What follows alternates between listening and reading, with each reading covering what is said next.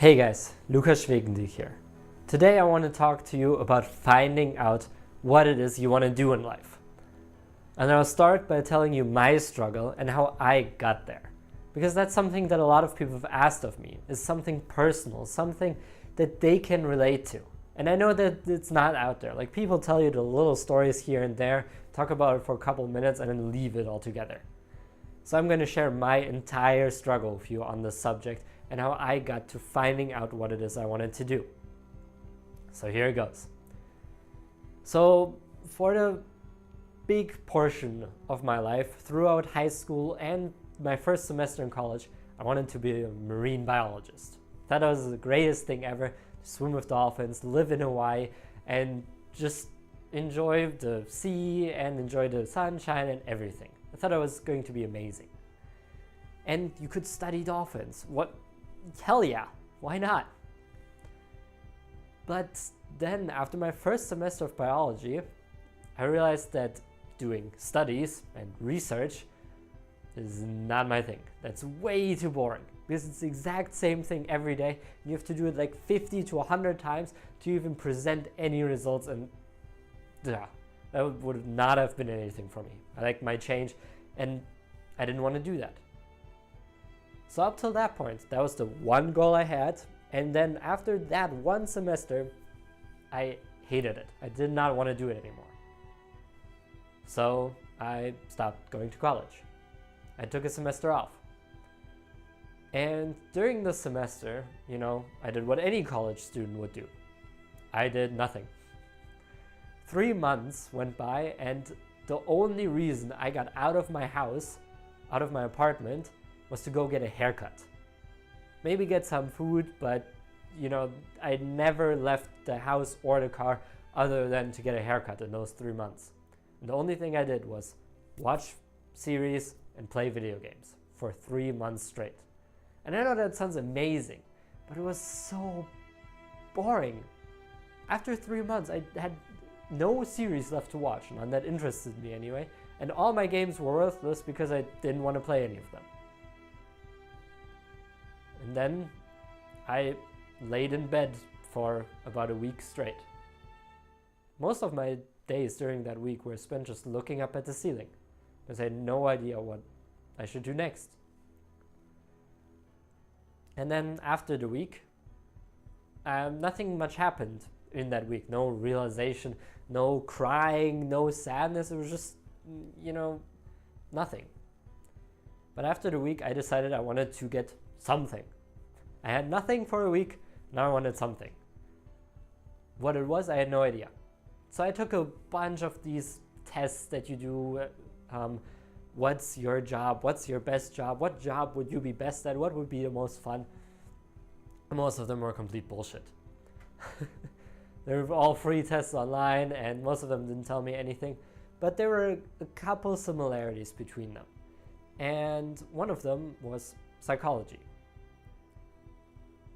And so I decided that I wanted to do psychology because it was something that interested me in college, and maybe that would be something that's more interesting to me. During that time, I still lived in the USA. My dad still was teaching there, and I was there just, trying to figure things out and wanted to study there too. My mom and my brothers had already moved back to Germany, and then I decided, Germany has better schools as far as I know, so I'll just move back there. Now, before the story gets too long, I'm just going to crunch it up a little bit and say that I did study psychology for 2 years, and then I realized that it was boring and bullshit as well. I did not have any fun. I did not get that great of grades, and I knew that if I wanted to continue psychology, I would have to really kick it up a notch and get better grades. So this was 2 years into, this was at the end of the second year, at the end of the fourth semester. I had a statistics exam. It was statistics 3, and I studied really hard for this exam. Like, I studied my ass off because I knew I had to get a good grade on this to get into the master's program. But all my struggles, as much as I did, as much as I worked for it, were to no avail. The test was pretty hard, but I knew everything that was on there. The problem was we did not have enough time. The professor even said a couple weeks later there was not enough time and that she'll change it next semester, which did me no good, but there's just not enough time in the test. And I went back after taking the exam and I was so frustrated. Because what that meant to me in that moment was that I had worked. I had studied so much in high school. I took I think it was 3 semesters worth of college credits before I even went to college. I did all this extra stuff, took honors, took AP courses, and then in Germany I took extra courses there. I did all the tests, I did not push any further back, and I did my hardest to get into that school and to work. And throughout my entire school career, school, college, everything, I worked really hard. And then I realized that this test, getting a bad grade on this test, ruined it all. Nothing that I did before that mattered, because this one test ruined my grade so much that I could not get it up again to go to the masters. So basically, all the struggle I had been through my entire life up until that point, everything I had done, was completely worthless. Not only that, but I knew that this was not what I wanted to do. So I had nothing. After 22 years, I had absolutely nothing to show for it. And I know that doesn't sound like a lot to some of you, but for me it was my entire life at that point. And I got really frustrated. I won't go into the details, I might do that in a later video, but what came out of that was a depression and suicidal moment. I had an anxiety attack or a panic attack, whatever you want to call it. And that just led me to the one thought, okay, either I'm going to end it all right here, or something has to change. This can't go on like this. Of course, still here, so something did change. Over the next week, I took off of school. I did not go to college, and I just looked at what it was that I wanted to do, no matter how stupid or good or bad it was. And the first thing that came to my mind was writing a fantasy book or a fantasy novel. And I did that. Well, let's say I started it. I got really invested in it and wrote 3 or 4 hours every single day on this book, at least. I don't quite remember, but it was somewhere on that line. And then at the same time, I started a blog about my experiences and my self-improvement journey and my personal development journey. I did not know that those two subjects, self-improvement and personal development, were so big and so vast, but I just wanted to share my experiences with the world and my thoughts. And so I started just writing a lot. Obviously, the book did not work out. I actually quit the book because I realized that after a couple months of doing this, I did not keep writing it. I tried to do everything to get away from writing that book. So it wasn't fun. Well, then I quit that too. And I did that for about everything I did. I looked if it was fun and then quit that. I looked if it was fun, quit it. And it took me about 3 months, I think it was, until I found life coaches, until I found my own life coach. And then as soon as I had the first interview or the first session, I knew that that was what I wanted to do, to share that to people, to give that to the world. Because I thought I had so much energy, so much of a childish attitude, so much of a bubbly attitude, so to speak, and just so much to give. And a lot of experiences already for being pretty young.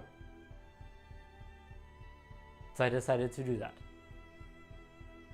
And yeah, that's what led me to today, to here, to where I am right now. So what's the moral of the story for you? What can you take out of this? Well, the thing that I would give to you and that I would advise you to do is, if you have no idea no idea at all what you want to do in life, then start with what's fun. Explore your joys. Explore what makes you feel good. Because trust me, I've been there. Doing what is not fun because someone else told you to, because you think you have to do it, does not end well. Don't do that if you don't have to. Really, like, trust me on this. Just take a leap of faith here. Trust me on this and don't go that route. You will break down eventually. Some people break down in their 20s, some in their 30s, some need to wait until they're in their 60s or 70s until they realize that that was not the way to go. Don't let it be so late for you. Start right now with something that you love to do. Start with something that's fun. And then just explore that area. Explore that area. Explore every area that has to do with it. It doesn't mean that's your ending point. You know, for me, it was first psychology or first biology, then psychology, then life, then writing a book, fantasy books, and then life coaching. It wasn't like a straight journey that you could see, okay, he's going to end in life coaching. Not at all. So it doesn't mean you have to stop where you start. The start is just that. It's the start for you. It's just you exploring what you think is fun. Start doing something. Doing nothing won't get you anywhere. Start doing something, start doing what's fun. And then sooner or later, if you always follow joy, always as your top priority, doing what you want to do, doing what is fun, you will get there. You will find out what it is you are truly passionate about. I hope my story helped clarify that a little bit, and I really hope it gave you some insights and maybe gives you some assistance to finding out what you want to do in life. Please remember to leave a like and subscribe for more videos like this, because I'll probably share more of my journey, more of my struggles that will hopefully help you get some value out of it. And share this with a friend who might also be struggling with not knowing what they want to do. See you in the next video.